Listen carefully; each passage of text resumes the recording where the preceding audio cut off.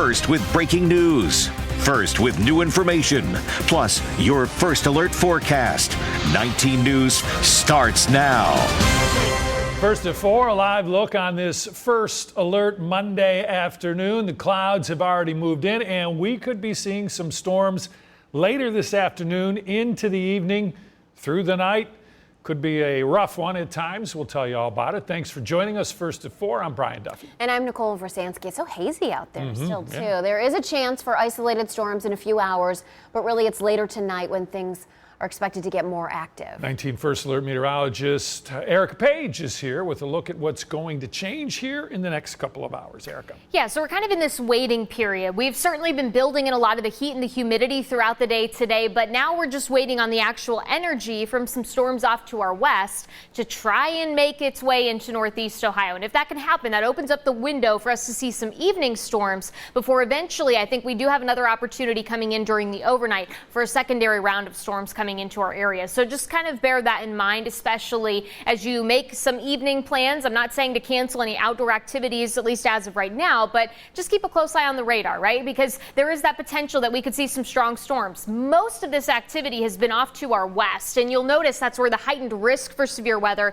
will certainly be headed into the rest of this evening. But that level 2 out of 5 risk does encompass a good majority of our area, which means we could have a few showers and storms that reach severe limits. Our main concerns headed into tonight's going to be the gusty wind threat. Heavy rainfall is certainly going to be possible with all that humidity out there. We'll walk you through kind of where things are headed here over the next few hours, coming up in just a few minutes. Breaking news now, first at 4, streaming on 19 News Plus. We have new body cam video that is just in after that tragic shooting from inside the North Royalton Service Center. It really shows the chilling moments after the beloved building commissioner was gunned down at work. We want to warn you, this may be tough to watch. Catherine Huntley is live now with this new video. Now, the suspect in the deadly shooting was in a Parma courtroom here today. 70-year-old Edward Beceda was virtually emotionless as he walked in an orange jumpsuit to the courtroom. He sat with his head down and didn't say much for the entire proceeding. And new body cam footage shows he was virtually emotionless as well after his alleged murder. Take a look at this police body camera footage from North Royalton. You see Edward Beceda emotionless, sitting on the curb outside the North Royalton Building Department Friday afternoon. Beceda shockingly calm as police handcuff him. This is just minutes after prosecutors say he murdered Building Commissioner David Smerek. Court paperwork says the 70-year-old walked into the North Royalton Public Service Center and shot Smerek 3 times with a Glock. Video we won't show you because it's too graphic reveals he shot Smerek near the front door. 911 calls from the building department shed light on a possible motive. Were they arguing when this happened? No, but this guy has a vendetta against Dave. After the alleged shooting, Beceda is accused of putting the gun down on a countertop and calmly walking outside to give himself up. Smerek was pronounced dead at the scene. The 52-year-old is being remembered as an incredible person. He's worked for the city of North Royalton for 13 years in the building department, taking over as building commissioner 2 years ago.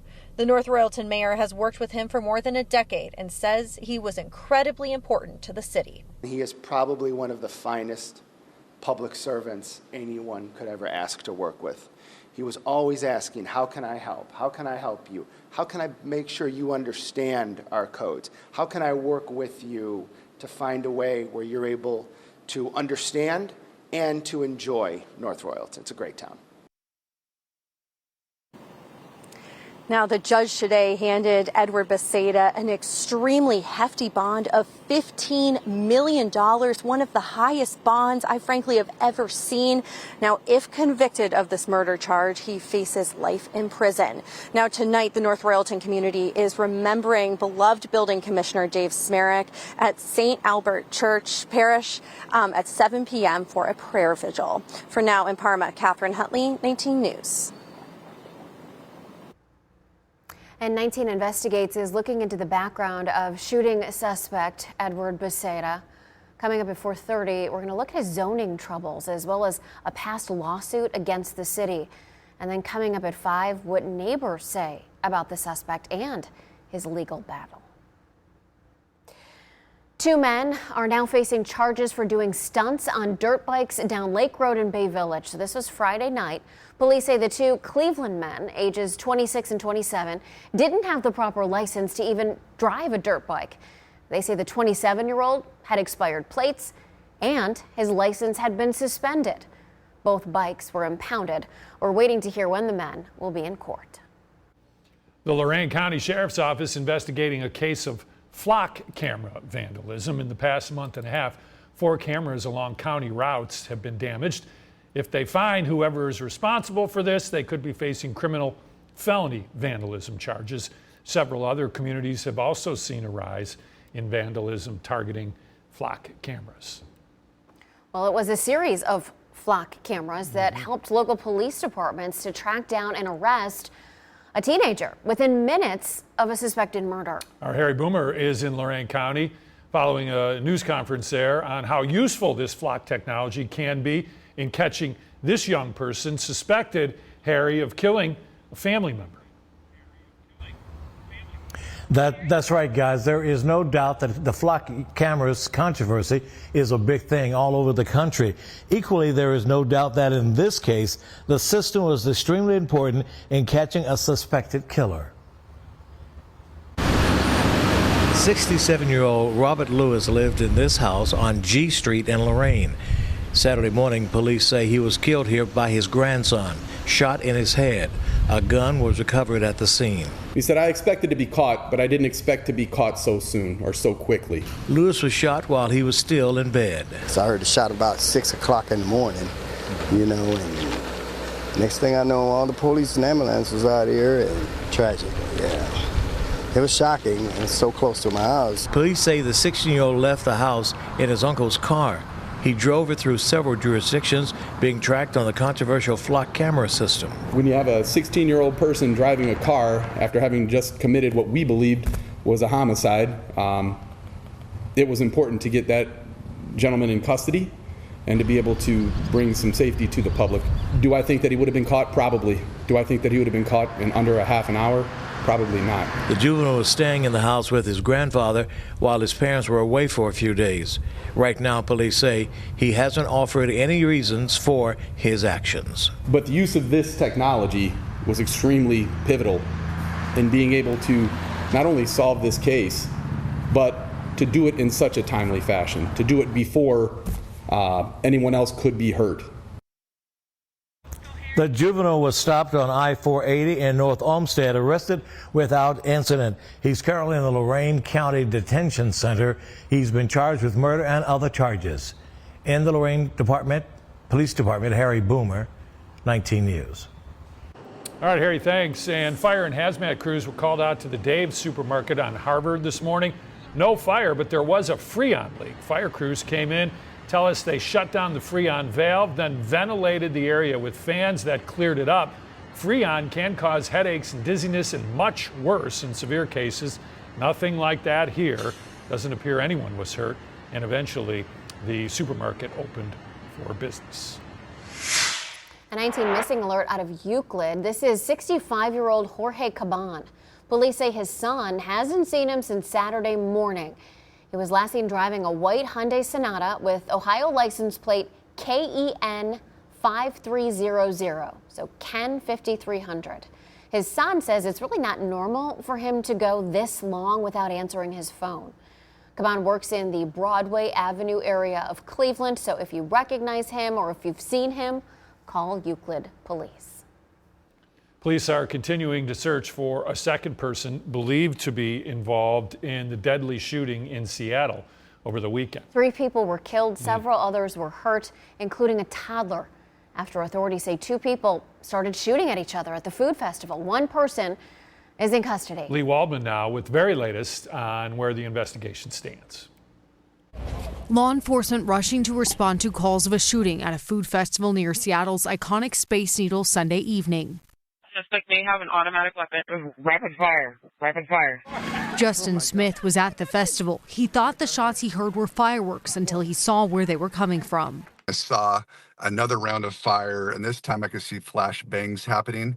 And when that happened, I knew it wasn't fireworks at that point, and it was gunfire, and I said, run. A 19-year-old and 44-year-old man were declared dead at the scene. A 56-year-old woman died at the hospital, according to Seattle Fire Chief Harold Scoggins. Anyone have a small child tourniquet size? Don't hit tourniquet for a small child. A 2-year-old boy was taken to the hospital. He remains in, quote, satisfactory condition, according to hospital staff.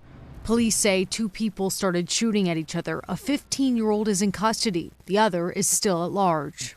We will leave no stone unturned to bring all of those who may be involved to justice. There is a second shooter. We're trying to identify who that person is. Our officers need your help. Investigators say there is no ongoing threat to the community. Seattle's mayor called the shooting a horrific act of violence. The terror and the trauma of gun violence reaches far beyond those who are struck by the bullets. I'm Lee Waldman reporting. And the shooting has many communities looking at safety for their events. Coming up in the next half hour, we look at how the Summit County Fair plans to keep people safe when that fair begins tomorrow. Massive expansion to healthcare access at Metro Health's main Cleveland campus. A brand new outpatient health center is now open, and it includes a 24/7 drive-through pharmacy, expanded clinical areas, and a new cancer center, and 39 new child-friendly exam rooms. This project costs $220 million and is in addition to the Glick Center, which opened there on the Metro campus back in 2022. Well, the Browns quarterback battle, this one, not the 400 others that took place before this one, officially. I'm laughing because otherwise I'd cry. You'd start to cry. Kicks off at training camp this week. But before practice, one receiver found himself in the middle of the conversation. Ashley Holders in joining us now with the latest. Well, just days before Browns training camp, Jerry Jeudy has Browns fans buzzing after a social media moment appeared to show support for Deshaun Watson as the team's starting quarterback. During a live stream, Jeudy was asked who he wanted as the Browns starting quarterback. He held up 4 fingers, Watson's jersey number, sending Browns fans into a frenzy and sparking plenty of speculation online.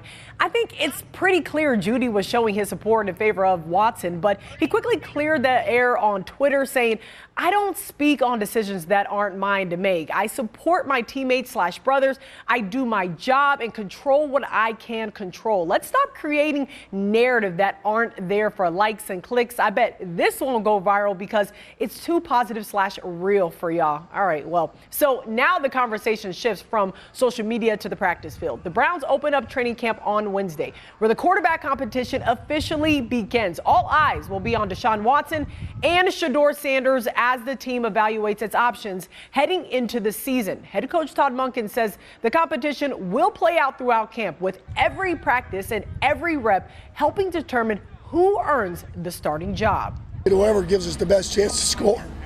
And I won't know that till we play.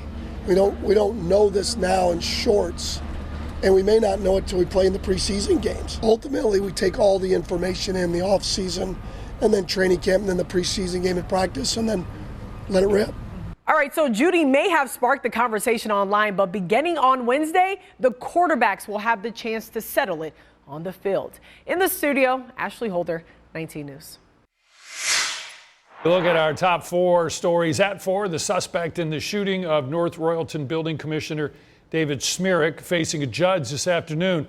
$15 million bond. That's huge for Edward Beceda today. Prosecutors say Beceda shot Smirek 3 times, then put down the gun, simply left the city service building, and then waited outside for police, and he was arrested. Now, if convicted, he could face 15 to life plus an additional 3 years with a gun specification. A new CBS News poll says that 40% of Americans are buying or eating less produce in the wake of the Cyclospora outbreak. 47% say they have little or no confidence in the FDA to deal with the outbreak. The illness has sickened more than 4,000 people so far. At least 300 have ended up in hospitals. Health and Human Services Secretary Robert F. Kennedy Jr. has declared the outbreak, quote, under control. $6 billion bridge connecting Detroit, Michigan and Ontario, Canada officially open to traffic at noon today. Good looking bridge too. Gordie Howe International Bridge has 6 lanes. Depending on traffic, officials have the ability to convert the direction of the lanes. Speed limit on the 1.5 mile long bridge, 35 miles per hour. There's a toll. It'll cost you $5.75 to cross. The bridge has multi-use pedestrian and a bicycle path that will open to the public on August 5th. Walkers and bicyclists will not have to pay the toll. Well, you might want to pick up a lottery ticket or two tonight. Both jackpots are growing with no weekend wins.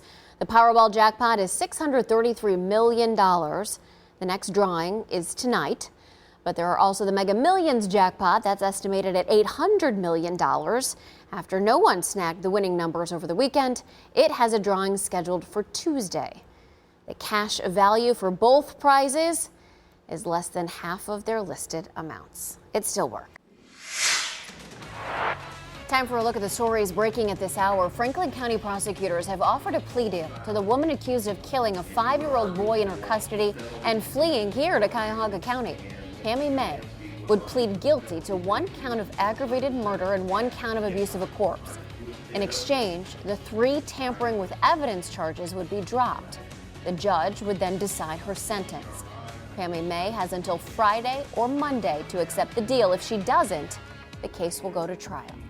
Mediators say there is progress in talks to reopen the Strait of Hormuz after both the U.S. and Iran halted strikes against each other over the weekend.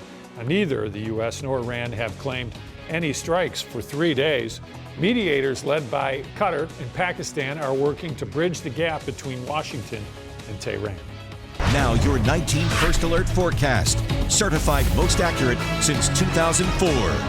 Well, our First Alert team is tracking low pressure moving through and some potential severe storms tonight. Meteorologist Erica Page is here. And Erica, what are we looking at for the evening and even into the overnight? Yeah, so it's a conditional threat for severe weather, and I say that because we're kind of watching what's happening off to our west and to our north right now. That will be give us that short-term opportunity that if we're going to see strong to severe storms next few hours, that's going to be where it's coming from. Then as we head into the overnight, there's another boundary farther up to our north and west, and that may swing through. And if we don't see much here over the next couple of hours, that may still leave enough energy even once we get past sunset tonight to kind of redevelop some of those showers and storms across the area, and that's where that next severe threat may materialize. So right now, the greatest risk for severe weather has always kind of been off to our west through the day today. We've been seeing round after round come through places like the Chicago area. So again, this is where we expect the greatest risk for severe weather, but our risk is not zero. You can see that level 2 basically painted for everybody here across northeast Ohio,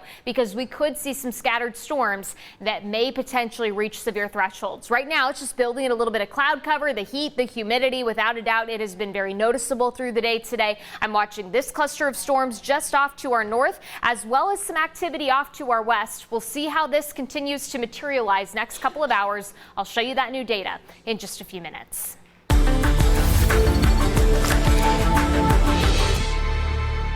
Well, we are learning more about a connection between North Royalton City Building Commissioner and the man suspected of killing him. Public records that we've uncovered reveal the two had recent legal dealings. 19 investigator Mike Mason has the story. We found 2 public documents linking suspect Edward Becerra to North Royalton Building Commissioner David Smierick. The first is a court record showing Smierick cited Becerra through North Royalton Mayor's Court on July 10th for the condition of the exterior of his property. The second connection comes from a Court of Appeals case filed in 2023. It started in October of 2022 when Becerra's neighbor applied for a permit to build a fence in her yard. 2 months later, the neighbor asked for a zoning variance, wanting to build the fence closer to her home than city code normally allows. In January of 2023, the zoning board heard her request to replace an old chain-link fence with a wooden one. Becerra spoke out against it, but the board approved it anyway. The following month, Becerra filed a legal appeal to challenge that decision. In April, the neighbor asked the court to throw out Becerra's appeal, arguing the fence was nearly finished by then, making the case moot. That's where Smierick comes in. He submitted an affidavit, a sworn statement confirming the fence was substantially complete. It was attached to that motion to dismiss. Becerra tried again, taking his case to an appeals court, but in March of 2024, that court also ruled against him, finding he waited too long to seek a legal pause on construction. By the time the courts could act, the fence was already built. Mike Mason, 19 News. Now tonight, the public is invited to a prayer vigil in memory of the building commissioner, David Smirek. It will be held at St. Albert the Great Parish that's on Wallings Road in North Royalton. The vigil begins at 7 tonight. We're going to have a preview coming up on 19 News at 6. Well, tomorrow is the first day of the Summit County Fair. Like so many fairs and festivals lately, there was problems. In this case, a shooting at this event last year. So what are they doing to try and protect the people going to this fair? 19 Data journalist Dan DeRose is here with the message. Dan, we've seen this at so many fairs and festivals. It's getting ridiculous, and now this one's had a big problem. Right, and we're not picking on Summit County here. They run an incredible 6-day county fair, but you have to look at the problem they had last year and ask what they are doing. It was about 11:15. The fair had closed at 11. It was Saturday night. Parking lot, a teenager firing several times into a car. A 17-year-old was shot. Non-life-threatening injuries. He did survive that. So we talked with the fair director today. They're going to have more deputies there from the Summit County Fair. Some of them in plain clothes, some of them in uniform. Going to use drones this year. A lot of drones up in the area. They've put more cameras on some of the buildings around the grounds. They will also have the mounted units, deputies on horseback. And this is a big one because according to the director, he thinks this is a major part of the problem. The Summit County Sheriff's Department will be monitoring all social media for any mention of the Summit County Fair. We associate it with these young people wanting to get their image out there. For instance, they'll stage a fight and get that images out there onto TikTok or wherever they're putting those images out there. And then next thing you know, they're buddy getting a sandwich together. And I think it's just to get their name out there, their face out there, and we're not going to tolerate that. They can come here, have fun, enjoy the rides, the food, the animals, all the things we got, in the 3 free shows that we provide, and have fun. It is a 6-day fair. August 2nd. They said the safety of the fairgoers, the people that work there, the vendors, the safety is their number one priority this year. Brian? Okay, Dan, thank you. Government officials in Berlin, Germany say the man suspected of carrying out a deadly attack near the Berlin Pride Festival was shot and killed in a confrontation with police yesterday. Suspect's body was removed from a garden in a Berlin suburb after police say he charged at them with some type of sharp object, prompting officers to open fire. A manhunt had lasted for nearly 24 hours after the suspect, identified as 21-year-old Abdul Balut, allegedly crashed a rented van into crowds celebrating Berlin Pride and then attacked on foot using machete. Police are calling it an Islamist extremist terror attack against the LGBTQ+ community.